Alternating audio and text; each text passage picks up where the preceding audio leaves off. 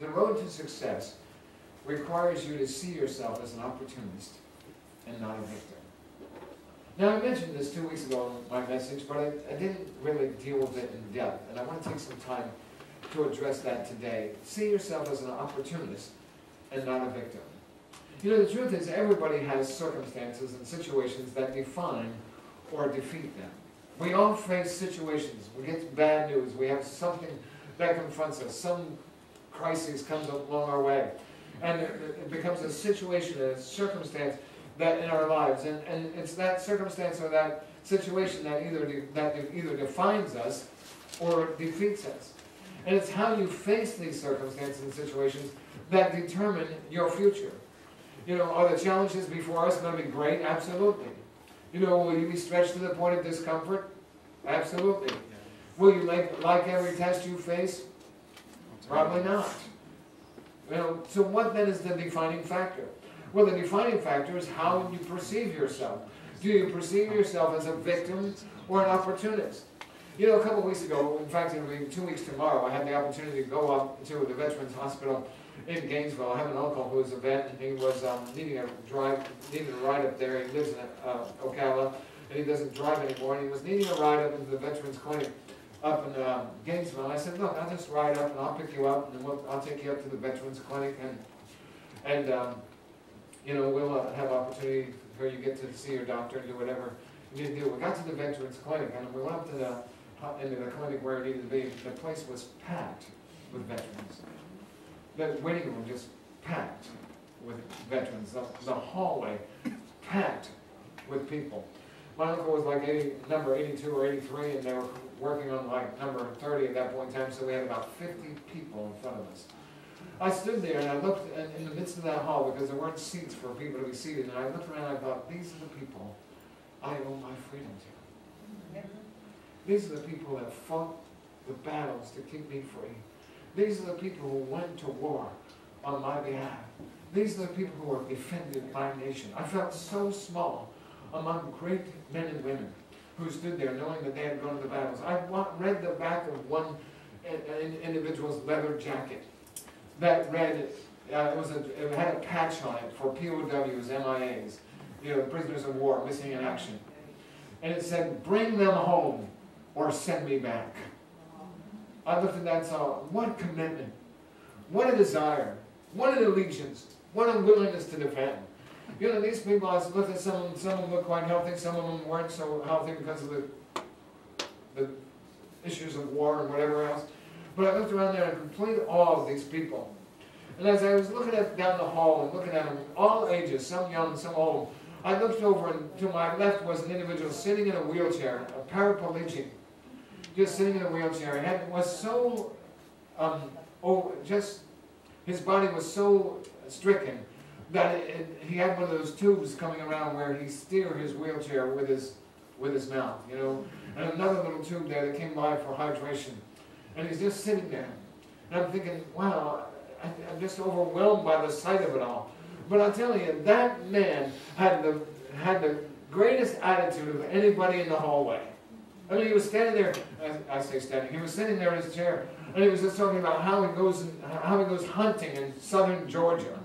Hunting bear at that. And I'm thinking, whoa, you know, how do you go hunting bear? And I'm thinking, how do you even hold a rifle? I don't even know. But I'm thinking, maybe he doesn't hold the rifle. Maybe he just has a friend who goes out there, but it's part of his life not to hold himself up in some room thinking I'm a victim. You know, in fact, when the nurse called his number, I thought it was so, I kind of laughed. Because when the nurse called his number, he gets that little thing in his mouth and he says, here I come running, as he moves his wheelchair down the hallway. You know, I thought, there's a man, and there's a man who has a reason to think that he's a victim. There's a man, but he wasn't seeing himself as a victim. He was seeing himself as an opportunist. And let me just tell you that if you see yourself as a victim, you will be a victim. It is all a matter of how we perceive ourselves. And so if you see yourself as a victim, you will be a victim.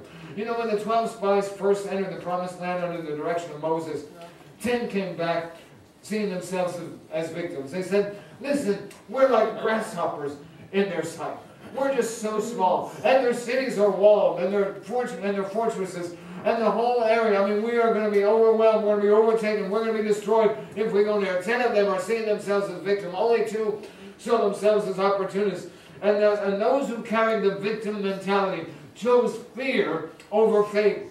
They began to just say, look, we're afraid of what's going to happen. If we're going to go over there, they're going to take advantage of us and we're going to be destroyed. And that fear of 10 individuals who walked in seeing themselves as victims captured the mentality of the entire Israeli nation, and they all began to see themselves as victims.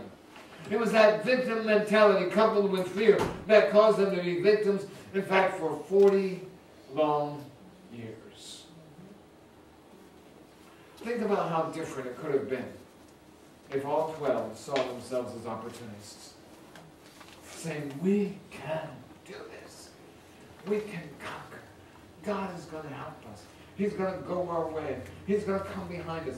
He's going to show himself mighty. You know, if they had seen themselves as opportunists, they would have redeemed the 40 years in the desert. They could have done without those things. They could have had 40 more years in the promised land. They would not have had to suffer the loss of an entire generation of people in the wilderness. They would not have had to see their forefathers, their moms and their dads and their relatives who were older than them dying in the wilderness. If they could have been opportunists, they would have saved themselves a lot of pain and heartache. But because they saw themselves as victims, they became victims of their circumstances. On the other hand, if you see yourself as an opportunist, if you see the opportunity before you, you set yourself on the road to success. See, not only did Joshua see himself as an opportunist, I love what his counterpart Caleb says as well. Remember, Joshua and Caleb were the only 2 that came back with a good report saying, we can do this. They're the only 2 that came back saying, no, we're opportunists. And after it's all said and done, you know, when we get to the end of Joshua and see that they've conquered the land, Caleb comes down to Joshua and he says, it's been 45 years. Caleb says, it's been 45 years since Moses promised me the land where I set my foot. And I am now 85 years old, he says, and my strength has not waned. So give me the land that Moses promised me. Give me the land where I walked and I set my foot. And with the Lord's help, I will go up and take it. I look at Caleb, he could have said, you know what, if it hadn't been for those guys, I would have wasted 45 years. He's not there. He's saying, look, it's been 45 years and the promise still holds true. And Joshua, if you'll just give me permission, I'm going to go out, I'm going to take that land with the Lord helping me. We're going to go and conquer it. I can just see Caleb saying to Joshua, you give me the go-ahead. You say yes. Just give me one opportunity and then we're off. And Joshua saying, go ahead, Caleb. You've been faithful. Go do it. And Caleb saying, yeah, come on, boys. Let's go take it. An opportunist. You know, that kind of thing that says, I can do it. Let me ask you, were the words of Caleb the words of an opportunist or the words of a victim? Were they the words of one who would see success or the words of one who would see failure? Certainly an opportunist. Listen, you may not be able to control the circumstances, but you can have major influence on the outcome of your situation. The making or breaking of Joshua as a leader depended on how he viewed himself as they began to conquer the land.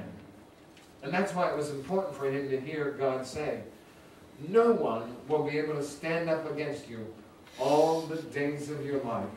And as I was with Moses, so I will be with you. I will never leave you or forsake you. Think about that. If you had the promise that nobody would ever stand up against you all the days of your life, you knew that every battle you were going to win.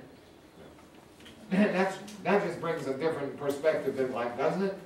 And that's what Joshua had. He had promised. God said, look, nobody's going to be able to stand up against you. No king will stand against you. No warrior will stand against you. No general will stand against you. No nation will stand against you. I am going to bless you. He says, look, he says, I'm going to bless you and nobody is going to stand up against you because I will go with you wherever you go and I'll be there for you no matter where you find. He says, I will bring you to the place. So as with Moses, I will be with you. I will never leave you or forsake you.